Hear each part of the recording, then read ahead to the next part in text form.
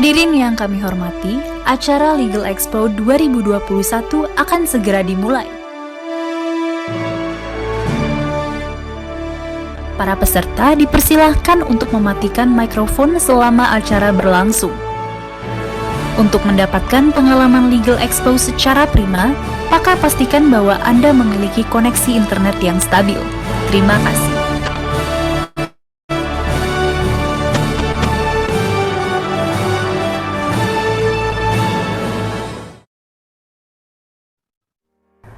Assalamualaikum warahmatullahi wabarakatuh. Salam sejahtera untuk kita semua.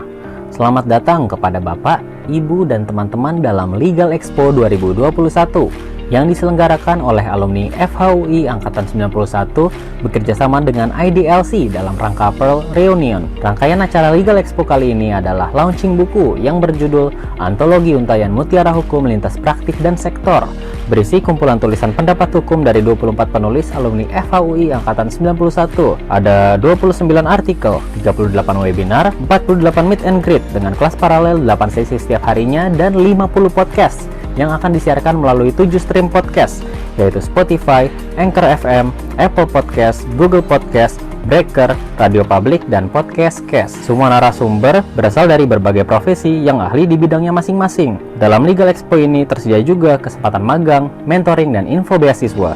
Nah, buat yang ingin tahu lebih lanjut, jangan lupa cek website kita. Langsung saja kita masuk ke acaranya, dan kepada peserta, selamat mengikuti.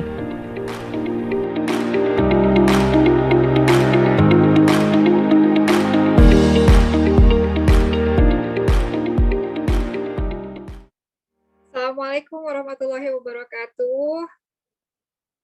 Para peserta Legal Expo 2021, selamat datang di ruang meet and greet bersama Mbak Radianti Fauzi yang biasa kita panggil dengan panggilan akrab Mbak Ade. Dan di sini teman-teman semua, merupakan suatu kehormatan kita bisa berjumpa dengan Mbak Ade di sini hari ini, karena beliau sebenarnya sekarang tidak berada di Indonesia. Dan jamnya juga berbeda time zone dengan kita, berbeda 5 jam. Dan beliau akan berbagi dengan kita mengenai pengalaman beliau bagaimana mendampingi suami bertugas sebagai Kepala Perwakilan RI di Suriah. Ada yang tahu di mana Suriah? Atau ada yang belum tahu di mana Suriah? Apa yang dikenal selama ini tentang Suriah? Nanti bagaimana kita bisa belajar dari Mbak Ade mengenai pengalaman beliau dan perjalanan beliau. Tapi sebelum itu, saya ingin sedikit memberikan latar belakang bagaimana Mbak Ade bisa sampai ke hari ini menjadi praktisi hukum dan istri Duta Besar RI di Damaskus, Syria. Beliau menamatkan sama dengan saya, S1-nya di Fakultas Hukum Universitas Indonesia, karena ini juga merupakan salah satu ajang kita berkumpul, bereuni setelah 30 tahun kita bersama, dan Mbak Ade ini dengan saya sama-sama satu pembimbing akademis nih, karena nama kita hampir W dua-duanya. Saya Widya, Mbak Ade ada namanya Wahayuni depannya, dan situ kita punya PA yang sama. Kemudian beliau lanjut setelah dari Fakultas Hukum, lulus tahun 96, dan lanjut langsung ya, ini saya melihatnya langsung ke Boston untuk mengambil hukum perbankan dan keuangan internasional. Untuk pekerjaan, beliau pernah di Lubis Gani Surawijoyo Law Firm, berpraktek sebagai lawyer, dan setelah itu beliau menjadi Head of Legal Division di Massimo Contents and Channels, yang ini adalah satu grup, kalau teman-teman tahu, Radio Prambors, nah itu adalah grup dari Massimo Corporation. Nah, untuk itu tanpa panjang lebar, Mbak Ade, mungkin insya Allah, biasanya nih katanya kalau di Suriah, internetnya suka bermasalah. Semoga hari ini tidak bermasalah. Apakah Mbak Ade masih ada? Dan saya mohon maaf sekali, saya tidak bisa melihat layar secara keseluruhan. Boleh Mbak Hanifah dibantu? Apakah Mbak Ade masih ada? Kayaknya keluar Zoom deh. Nah, itu yang saya bilang. Jadi pada waktu kita mencoba untuk testing internet, itu berkali-kali memang sering down. Di Suriah ini memang negaranya adalah negara yang ada konflik-konflik peperangan, tapi Indonesia menurut Mbak Ade tidak pernah tidak punya atau perwakilannya ditutup. Jadi tidak pernah tutup. Tetap perwakilan Indonesia di Suriah tetap ada sampai sekarang. Di mana suami dari Mbak Ade menjadi duta besar di sana. Dan bagaimana beliau bisa mengeksplorasi kelebihan-kelebihan beliau untuk mendampingi sebagai istri duta besar di Syria. Saya mungkin bisa lihat chat. Saya ingin menyapa juga, mumpung sekarang belum banyak. Di sini saya melihat, ada teman-teman. Ada Mbak Reni Febi, apa kabar? Yang tadi juga sudah ada di Meet and Greet sebelumnya. Mbak Diana Arsianti, selamat siang. Kemudian siapa lagi? Muhammad Hisham, ada Putir Kaisa, Karisa Cahyaningrum, saya menyebutkan satu persatu ya. Thomas Aditya Revadi, selamat siang semuanya. Dan mungkin ada yang ingin sudah ada pertanyaan-pertanyaan melihat judulnya seperti ini, pengalaman mendampingi suami bertugas sebagai kepala perwakilan. Adakah yang ingin diketahui dari Mbak Ade? Mungkin boleh disampaikan di chat, supaya nanti pas Mbak Ade bisa masuk, kita bisa langsung berdiskusi sama Mbak Ade.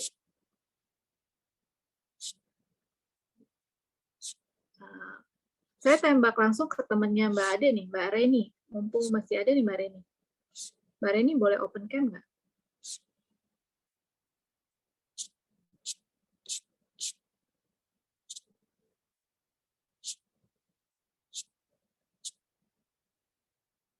Atau Mbak Diana? Nah ini Mbak Diana, Mbak Reni, dan Mbak Ade, ini teman sepermainan nih. Pada waktu kuliah, bahkan sampai sekarang, mereka masih kompak terus untuk bermain bersama dan berbagi banyak cerita tentunya. Kalau saya sama Mbak Ade satu PA, dan kemudian juga pada waktu ini luar biasa nih, ada pengalaman yang dimana saya sama Mbak Ade juga nggak pernah berpikiran ya bahwa ini akan terjadi. Jadi Damaskus atau Syria adalah tempat saya kecil. Jadi saya pernah di sana, ditempatkan orang tua saya yang ditempatkan di sana pada saat saya berumur 5 tahun. Jadi pada saat saya playgroup sampai TK sampai SD, itu saya di Damaskus, Syria. Dan sekarang Mbak Ade sebagai duta besar yang ada di sana.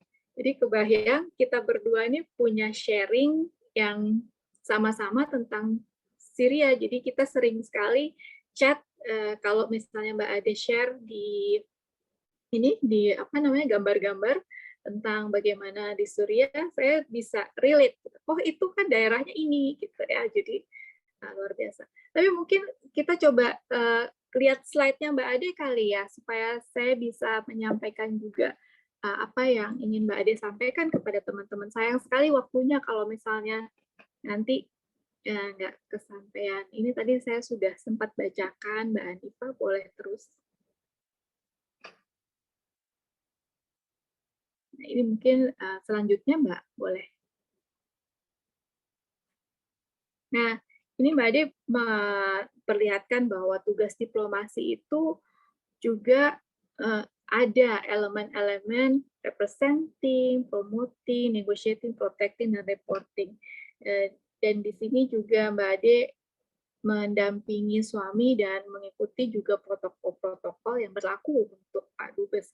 Bahkan juga pernah diskusi sama saya bahwa ada beberapa hal yang beliau tidak bisa juga merepresentasikan atau tidak bisa mengetahui lebih lanjut. Nah, akhirnya Mbak Ade sudah bergabung. Alhamdulillah. Perjuangan dengan internet ya, Mbak. Lagi. Mbak Ade, mohon bersabar ya teman-teman.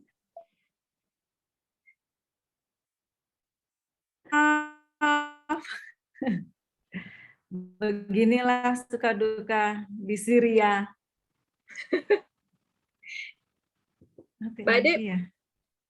bisa kedengaran kok Mbak Ade? Bisa pelan-pelan.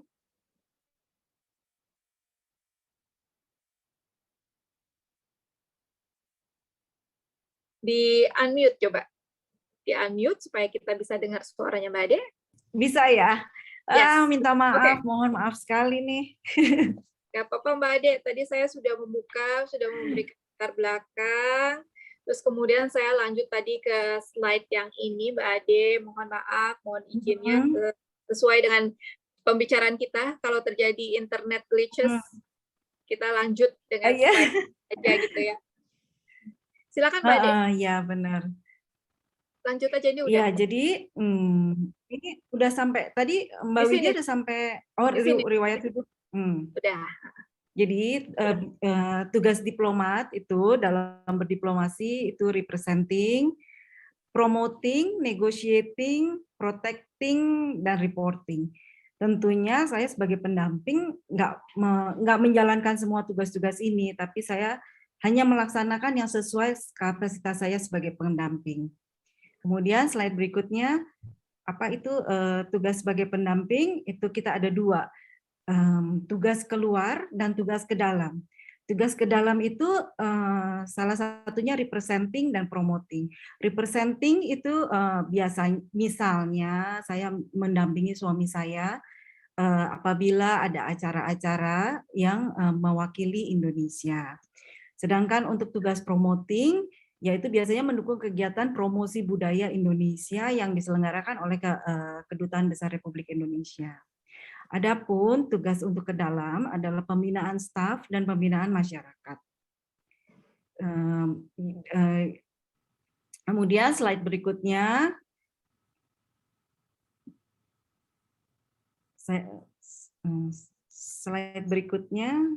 Boleh slide berikutnya Mbak Nifa? Yes. Terima kasih. Oh iya, terima kasih. PG, ini ada beberapa bekal yang berguna sebagai pendamping, mungkin juga bisa dipakai untuk teman-teman yang akan bertugas di luar negeri. Adalah satu, pengetahuan tentang Indonesia, pengetahuan tentang adat, budaya, dan jati diri sebagai bangsa Indonesia. Yang kedua, pemahaman kondisi lingkungan, budaya, kebiasaan masyarakat setempat. Terus yang ketiga adalah kemampuan berbahasa asing. Akan sangat bagus apabila kita bisa berbahasa seperti di tempat bahasa yang digunakan oleh masyarakat setempat. Tapi kalau kita tidak bisa, ya saya rasa sih bahasa Inggris itu udah universal ya, kita bisa pergunakan dimanapun kita berada. Kalau di Damaskus itu bahasanya Arab ya Mbak? Damaskus bahasanya Arab kebetulan. Tapi sebagian besar bisa berbahasa Inggris walaupun bukan yang fluent ya. Ya, samalah kayak di Indonesia ya. Gitu. Terus yang ketiga, yang keempat adalah memahami etika dan etiket internasional. Yang kelima, jeli melihat kesempatan dan kreatif mengoptimalkan sumber daya di lingkungan KBRI dan negara tempat bertugas. Jadi kita nggak bisa berpikir bahwa kita bawa aja deh barang-barang dari Indonesia. Sudah, kalau mesti makan Indonesia ya memanfaatkan aja apa yang ada di situ, kita mesti kreatif.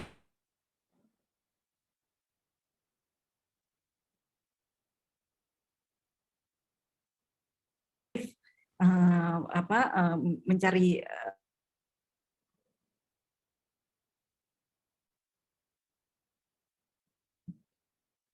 sepertinya putus lagi ya. Suaranya putus-putus, Ibu Raudiati. Resep-resep yang bisa kita gunakan. Mohon maaf teman-teman karena Bu Ade ini berada di Suriah yang bedanya 5 jam dari kita, dan juga internet di negara sana memang tidak sestabil di Indonesia nih, sepertinya. Jadi ada bumbu-bumbu yang ada di situ. Sebagai perwakilan yang dengan status rawan dan berbahaya, namun tetap dibuka dan tidak pernah ditutup, meskipun pada saat para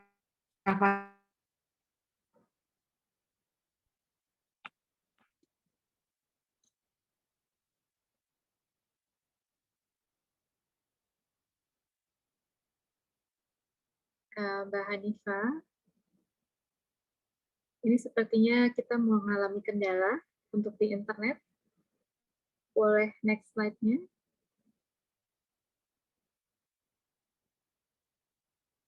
Teman-teman mohon maaf ya, ini banyak kendala di internet dari Mbak Ade, dan sepertinya Mbak Ade belum terdengar lagi. Mbak Ade, boleh di-unmute suaranya? Mohon sabar teman-teman semua. Mohon maaf. Nah, saya teruskan lagi aja ya, supaya waktunya juga nggak terbuang. Kemudian, jadi status rawan dan berbahaya itu apa? Adalah status di mana suatu wilayah rawan terhadap ancaman-ancaman, misalnya ancaman keamanan, ancaman bencana alam, maupun minimnya fasilitas kesehatan. Yang kemudian kebijakan luar negeri Indonesia untuk terus memelihara hubungan bilateral dengan Syria itu agar tetap membuka kedutaan besarnya untuk memberikan layanan dan perlindungan kepada WNI serta fungsi diplomasi lainnya. Yang kemudian slide berikutnya, Mbak.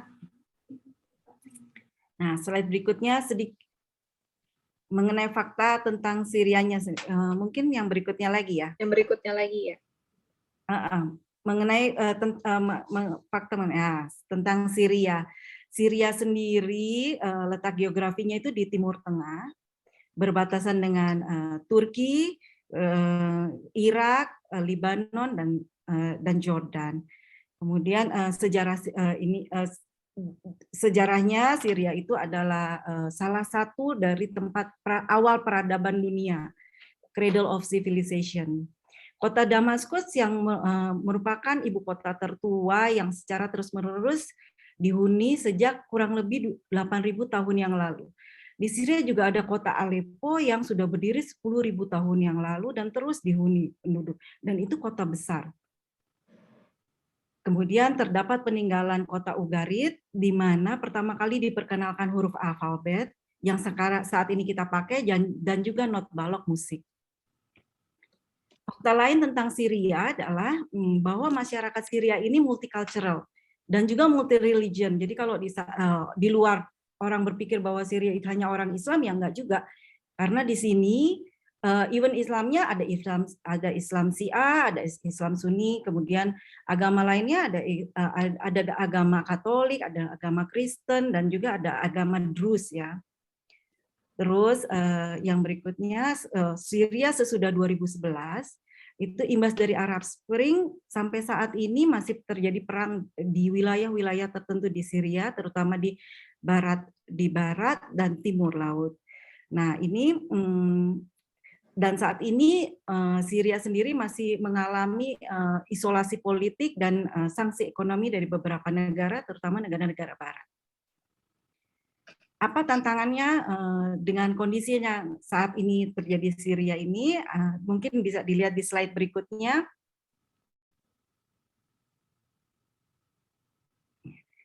Nah ini mungkin kita bisa lihat ya peta Syria di atas Turki, kemudian ada berbatasan dengan Irak, dan kemudian berbatasan dengan Jordan dan Lebanon.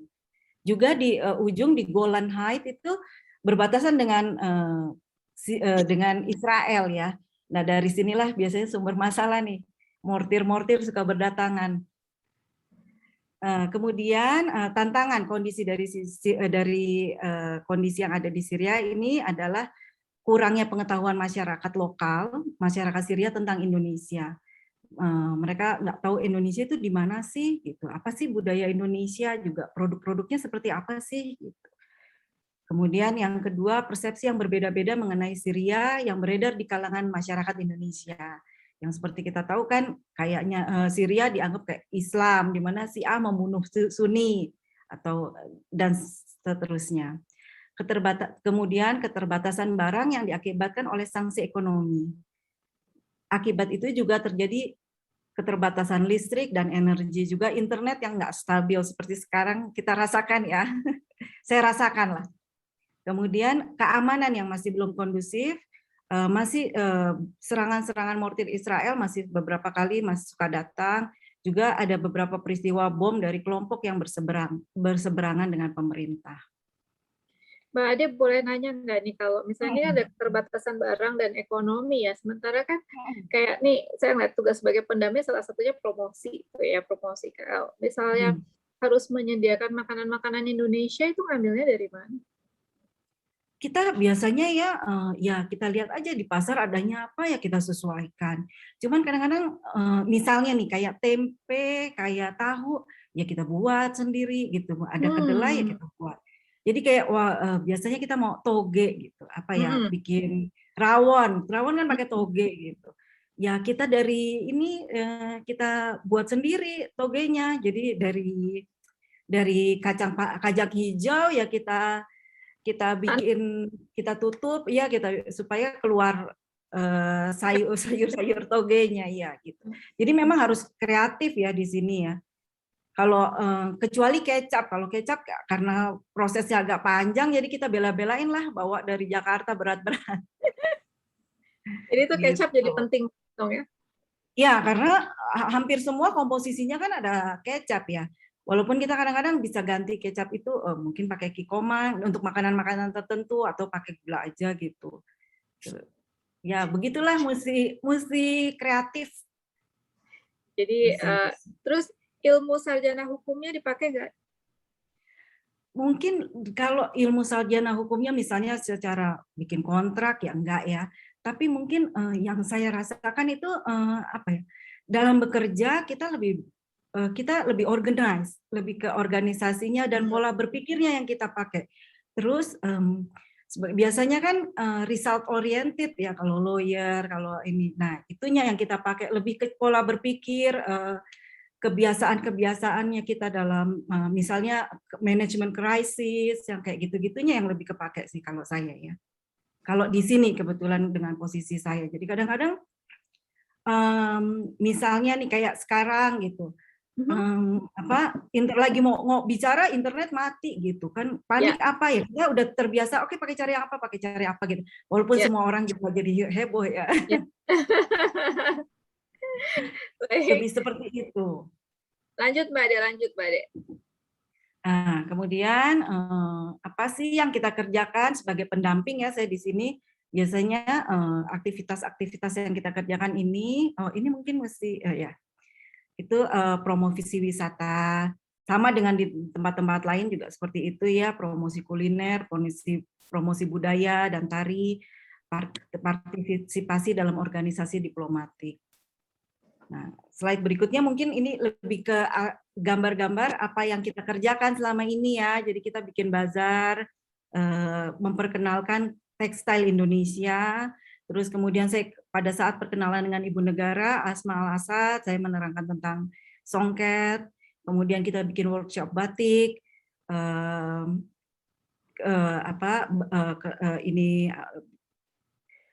bikin workshop batik, bikin pameran batik, dan seperti itu.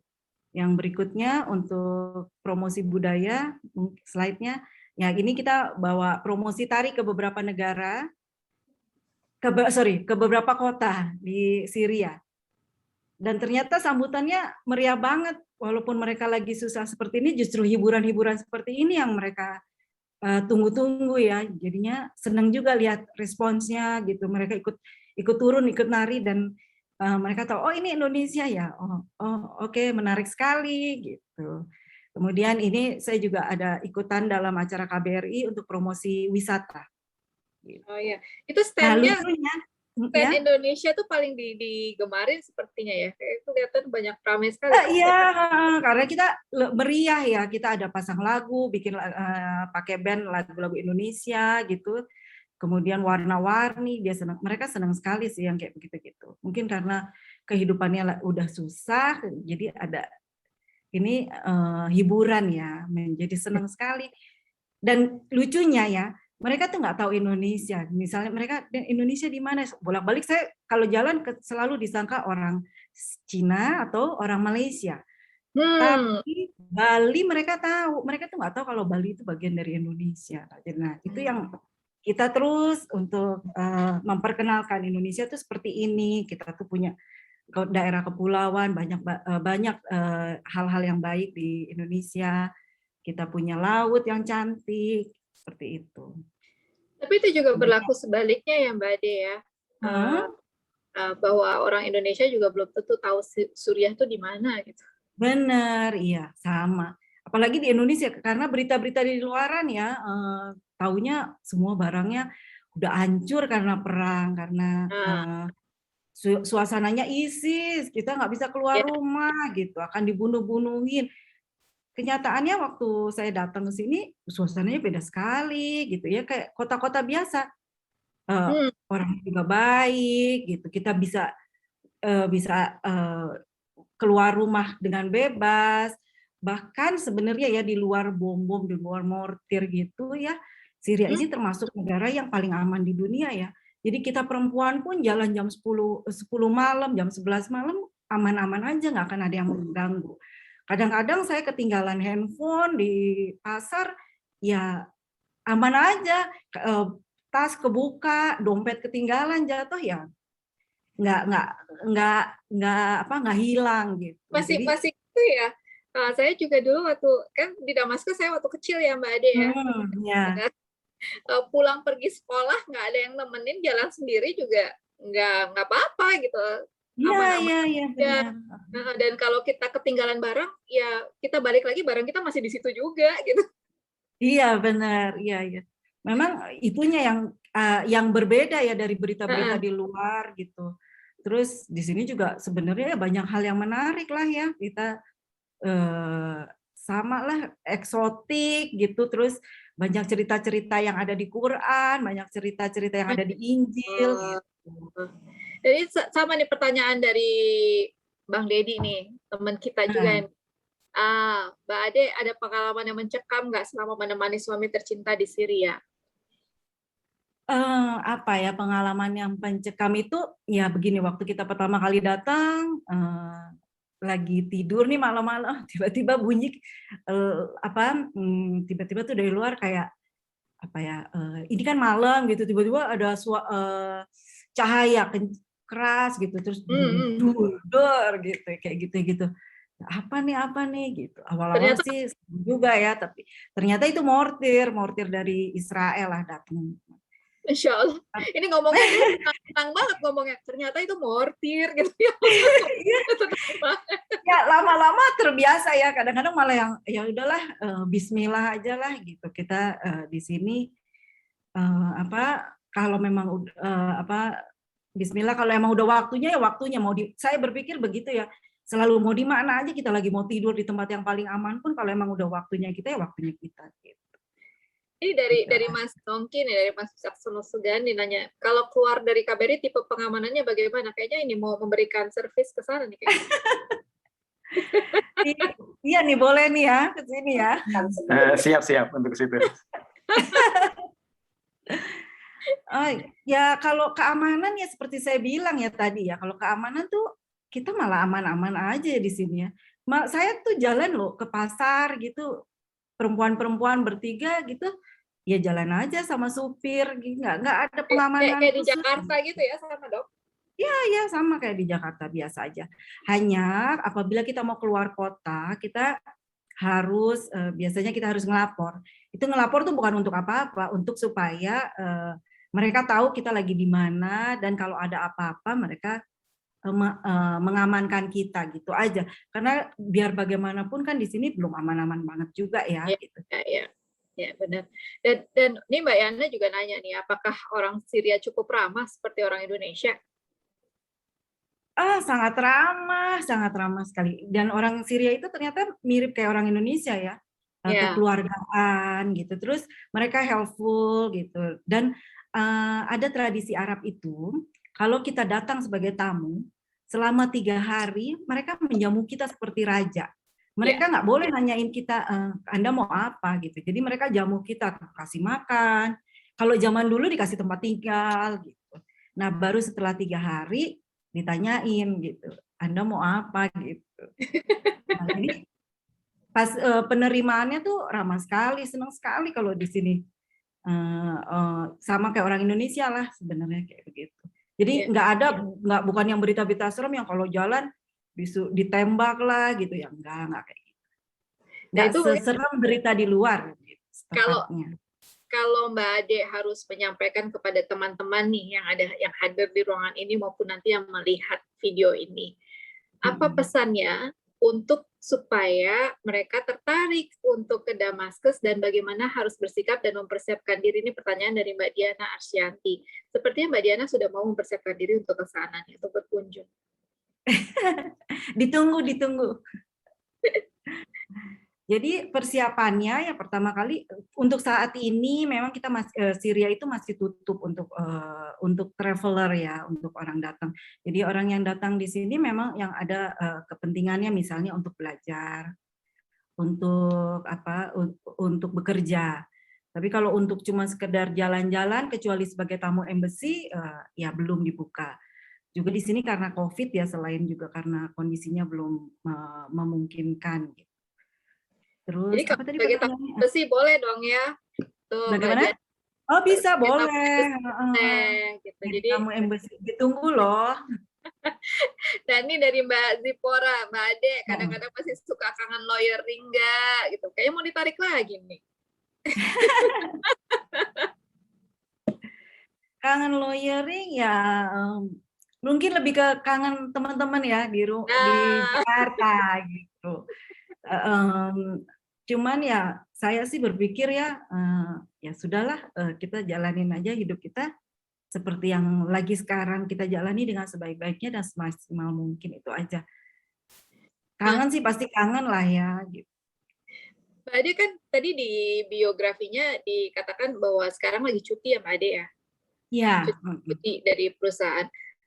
Itu bagaimana arrangement seperti itu? Bagaimana mengkomunikasikan adanya kebutuhan harus mengikuti suami dan juga akhirnya bisa mendapatkan cuti? Ini mungkin teman-teman di sini juga kan banyak yang masih mencari pekerjaan atau berada dalam situasi yang bingung antara priorities untuk personal, keluarga dengan pekerjaan gitu. Itu bagaimana mengatasinya, Mbak?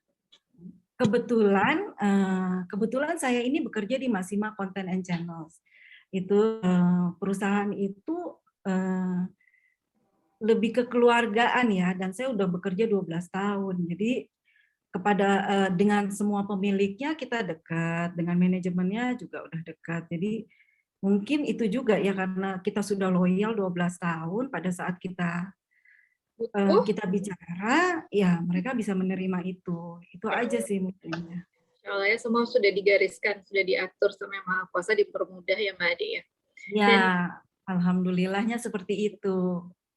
Dan ini dari Mbak Reni Febi nih, Mbak Ade, aku ada ketertarikan sekolahin anakku ke Syria karena ilmu keagamannya tinggi. Apakah memang di Syria itu untuk sekolah bagaimana Mbak Ade? Di Syria itu jadi sebelum perang di Syria itu salah satu yang punya standar kualitas sekolah yang terbaik di wilayah Timur Tengah. Dahulunya tuh biasanya pelajar-pelajar di wilayah sekitaran Timur Tengah itu memang datang untuk bersekolah di Syria. Yang kedua dia juga salah satu pusat untuk belajar agama Islam, karena dahulunya dia adalah pusat pemerintahan pada saat kekhalifahan Umayyah. Jadi memang dari dulu sudah terus-menerus pelajar datang.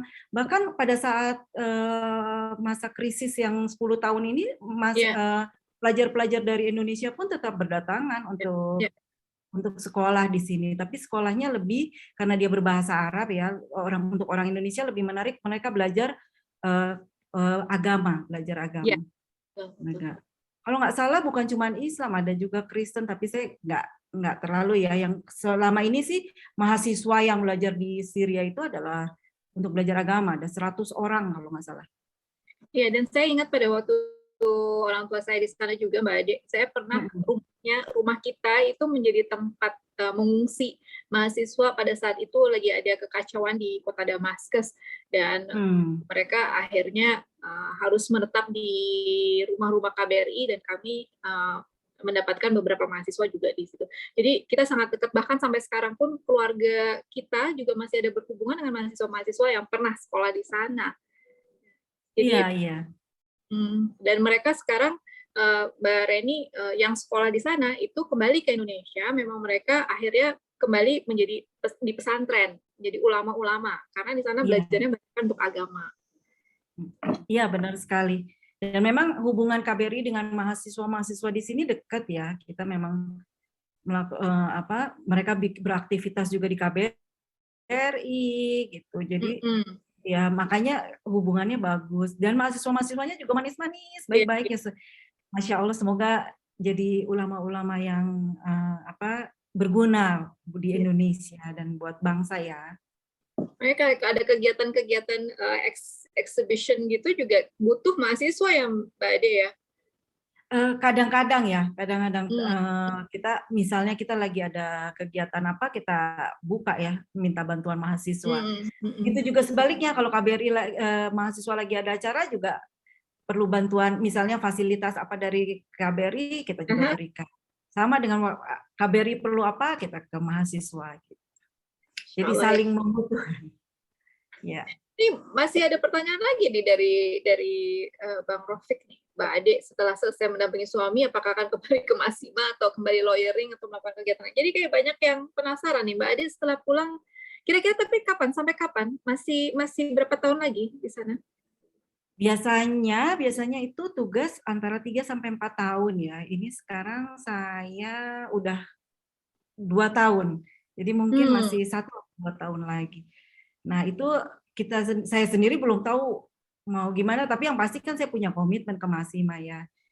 Nah, itu mungkin kalau misalnya nanti gimana-gimananya, kalau sampai sekarang ya mungkin insya Allah balik ke Masima. Tapi kalau misalnya tiba-tiba ada perubahan, ada apa, ya itu lain lagi. Seperti hidup, ikutin flow-nya aja. Gimana nanti end up-nya. Jadi terjawab ya teman-teman yang penasaran Mbak Ade setelah pulang dari sana mau kemana. Jadi terima kasih ya semua pertanyaannya dari teman-teman sendiri. Memang 91 tuh hebat banget, kompak selalu. Kompak selalu, memang luar biasa ini. Masih ada slide lagi nggak Mbak Ade nih? Slide-nya ya ini slide tentang promosi-promosi kita. Mungkin ya ini biasanya kegiatan-kegiatan dengan ini promosi kuliner, ini kita masak, ngadain kursus masak untuk pekerja-pekerja migran yang ada di shelter. Ini pekerja-pekerja ilegal yang sedang menunggu kasusnya untuk diselesaikan sebelum bisa kita pulangkan ke Indonesia. Sebelum KBRI yang memulangkan. Nah, ini kita berharap dengan memberikan tambahan pengetahuan supaya mereka punya bekal pada saat pulang, nggak lagi terjebak, punya modal untuk berusaha, dan semoga nggak terjebak lagi ke perdagangan manusia seperti sekarang ini. Dan kemudian seperti biasa saya memperkenalkan makanan Indonesia untuk masyarakat di sini dan ibu-ibu diplomatik. Yang kemudian berikutnya, slide berikutnya. Nah ini di sini saya juga ikut dalam organisasi istri-istri pendamping yang berada di Syria. Di organisasi ini saya sebagai salah satu steering committee, dan biasanya kegiatan yang kita kerjakan itu adalah kegiatan-kegiatan yang bersifat charity dan promosi budaya dari negara kita. Nah ini biasanya kita mengadakan kursus-kursus, juga mendatangi charity kegiatan yayasan-yayasan untuk sosial. Kira-kira kalau melihat dari kegiatan-kegiatan ini ya Mbak Ade, kira-kira nanti sudah kepikiran akan dibawa pulang dan akan diterapkan di Indonesia, ada nggak ya kira-kira kepikiran seperti itu? Sekarang, nah itu saya tuh tipe orangnya kerjakan apa yang di depan mata dulu. Jadi saya belum kepikiran untuk setahun 2 tahun ke depan gitu. Saya tipe orang pekerja dibanding orang yang visionaris gitu ya. Jadi saya lebih apa yang di depan mata saya kerjakan dulu dengan sebaik-baiknya. Saya konsentrasi di situ dulu. Gitu. Jadi nggak tahu ke depannya kita akan mengerjakan apa. Yang pasti saya percaya kalau kita mengerjakan segala sesuatu dengan sebaik-baiknya, dengan penuh hati, itu akan jadi modal kita ke depan. Betul Apapun sekali. yang kita kerjakan. Seperti tadi saya bilang, fokus on today. Ya nggak? Ya, ya. Begitu lebih tepatnya. Betul sekali. Oke. Saya ini Lanjut. sebenarnya mau belajar banyak sama Mbak Widya loh. Gimana Masya Allah. caranya punya semangat untuk sharing. Smart Saya sharing. dari kuliah, Mbak Widya ini udah paling top untuk sharing, selalu berbagi Ya Allah, Masya ilmunya. Allah. Hari ini adalah jamnya Mbak Ade. Jadi kepada Mbak Ade untuk slide berikutnya, ini udah 14 Slide berikutnya. 10 menit lagi. Nah, slide berikutnya ini aktivitas sebagai pendamping ke dalam. Ya, biasanya pembinaan masyarakat, kita kalau ada apa-apa kita juga misalnya kayak COVID kemarin gitu, kita memikirkan anak-anak sekolah nih, anak-anak mahasiswa nih bagaimana gitu. Terus ya kita kirim obat-obatan, vitamin, makanan-makanan. Semoga mereka sehat gitu, terus ditanyakan kabarnya. Terus waktu pada saat vaksin kemarin juga kita usahakan, KBRI lah ya, bukan saya ya. Saya kan KBRI mengusahakan agar mereka juga dapat vaksin, fasilitas vaksin. Karena di sini karena isolasi, sekali lagi karena isolasi politik dan ekonomi, vaksin juga nggak seperti di Indonesia yang semua orang bisa dapat akses untuk dapat vaksin. Jadi kita vaksin di sini juga harus minta, harus mengusahakan. Udah 100% tapi? Udah 100%, alhamdulillah. Alhamdulillah. Yang nggak divaksin itu adalah orang-orang yang punya penyakit bawaan yang memang nggak mungkin karena ibu yang sedang hamil gitu. Tapi untuk seluruh keluarga KBRI dan mahasiswa gitu dan mbak-mbak yang waktu itu masih ada. Kalau sekarang kalau yang pekerja migran itu kan sifatnya datang dan pergi. Jadi kita nggak pada saat kita daftarin mereka ada, begitu vaksinnya available mereka udah pulang gitu. Jadi yang diusahakan lebih yang stay di sini. Oke. Ya. Terus lingkungan organisasi DWP, kebetulan di sini karena rawan dan berbahaya, jadi stafnya tidak diminta untuk membawa istri. Jadi jadi di sini ya tidak ada DWP-nya. Gitu. Ya. Terus jadi mereka ini dong long distance dong sama keluarga? Iya, mereka long distance. Kalau mereka mau bawa boleh, tapi itu tanggungan mereka sendiri, tanggung jawab mereka sendiri. Jadi ya banyak yang jadinya tidak bawa, tapi walaupun ada juga yang bawa tetap ada. Nah, yang bawa-bawa ini akhirnya kita suka jadi bikin sesuatu lah dengan yang ada aja. Sekolah anak-anak gimana di sana? Apakah di sekolah Indonesia atau ada sekolah lokal? Sekolah di sini, sekolah Indonesia dulunya ada ya sebelum perang ya sekolah Indonesia, tapi kemudian setelah krisis ini tutup. Nah sekarang kalau ada staf yang bawa anaknya, ya mereka sekolah di sekolah lokal. Sekolah lokal berbahasa Arab, ada yang berbahasa Prancis. Kebetulan di sini bekas jajahan Prancis juga, jadi mereka juga ada yang sekolah berbahasa Prancis. Iya, iya. Apakah Mbak Ade, apakah di sana ada aturan diwajibkan pakai masker tempat umum? Ini dari Mbak Feni. Aturan karantina kalau mau berkunjung masih berlaku berapa hari? Nah di sini nggak kayak seperti di Indonesia. Di sini walaupun dianjurkan untuk pakai masker, tapi kayaknya orang-orangnya udah nggak pakai masker. Jadi nggak pakai masker, terus juga udah nggak ada peraturan karantina selama masuk ke sini memperlihatkan bahwa kita PCR-nya negatif dan udah vaksin. Jadi udah nggak ada karantina. Terus kalau kita dari KBRI kemana-mana ya tetap pakai masker ya. Cuman kalau orang lokalnya sendiri udah nggak pakai. Oke, ini Mbak, aku udah dapat peringatan dari admin. Ini udah yang terakhir belum? Ada closing statement nggak? Iya, ada ya. Closing statement-nya mungkin di ini berikutnya, slide berikutnya, di yang terakhir ya. Jadi ini beberapa yang ininya, boleh tipsnya dari saya, mungkin ini kegiatan masyarakat masih, kemudian mungkin dicepetin aja ya slide-nya ya. Boleh terus Mbak Hanifa. Nah ini. Jadi tipsnya dari saya gitu. Ketika bekerja, be professional, kembangkan network seluas-luasnya dan tingkatkan soft skill. Karena kadang-kadang kita pinter tapi nggak ada soft skill-nya juga susah. Tapi kalau kita kurang pinter tapi punya soft skill yang tinggi, malah kadang-kadang lebih banyak membantunya. Terus kita berpindah peran atau terjadi perubahan atas situasi dan kondisi, segera lakukan penyesuaian. Ambil peran yang relevan dengan lingkungan sesuai dengan kapasitas kita. Jadi jangan yang di luar kapasitas kita juga. Nanti salah.